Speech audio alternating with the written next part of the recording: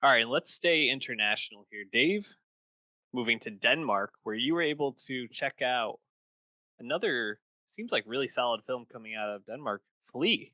Tell me about that. Yeah, Flea, a bit uncanny, animated, documentary, and an international film as well. As you said, from Denmark, executive produced by Riz Ahmed and fellow Danish actor Nikolai Coster-Waldau.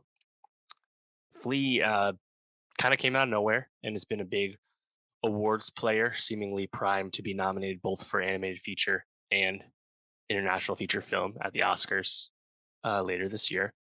And I think on one hand, it's compelling just because the animation I think is really well done. It's like that, kind of classic rotoscope animation.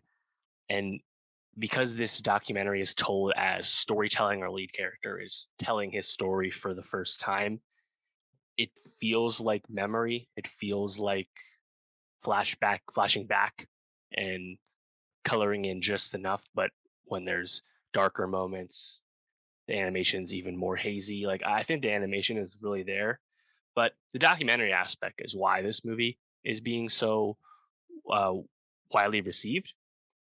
Uh, because just it's really kind of harrowing, tension filled yet compelling story about a gay Afghan refugee who flees Afghanistan in the 90s as the Mujahideen and Taliban conflict post Soviets is beginning to explode and tear the country apart.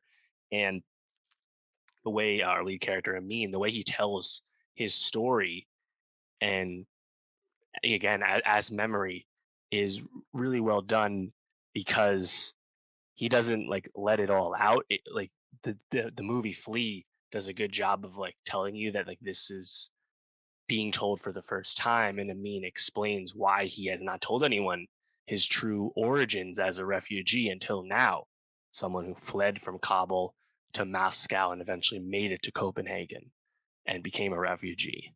And his high school friend is the director of the documentary, Johannes Poher Rasmussen.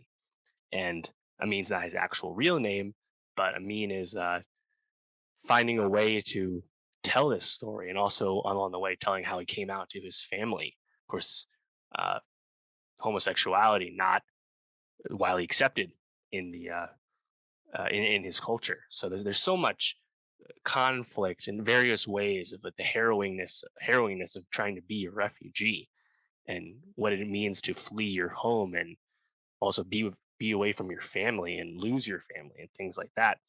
Uh, just really impressive. This was a 2021 Sundance film that Neon acquired, and now Neon's been really pushing this movie hard. I definitely expected to get those award nominations, but I think it just stands out to me because of how unconventional a lot of it feels, and even though it's unconventional, it's still telling like a really like important type of story. In this case, one man's life journey to have a better life. It's really serious stuff, but it's done really well, done very tastefully. So I would definitely recommend Flea, which has had a really slow film release, but as a Neon film, you would expect it to eventually show up on Hulu. So definitely pay attention to this and see it when you can. Yeah, I'm waiting for that Hulu drop. If I can't make it before then, everything I've heard about it is just fantastic. So cool to see these stories being told in around the world. I really like that we've had so many good films come out of Denmark recently. Right. It seems like a hotbed right now for good film. Yeah, another round. Riders of Justice, now Flea. A lot of good stuff, and also international film has never been easier to see. In the U.S. in the Western world, so that goes a long way as well. So yeah, definitely see Flea when you can.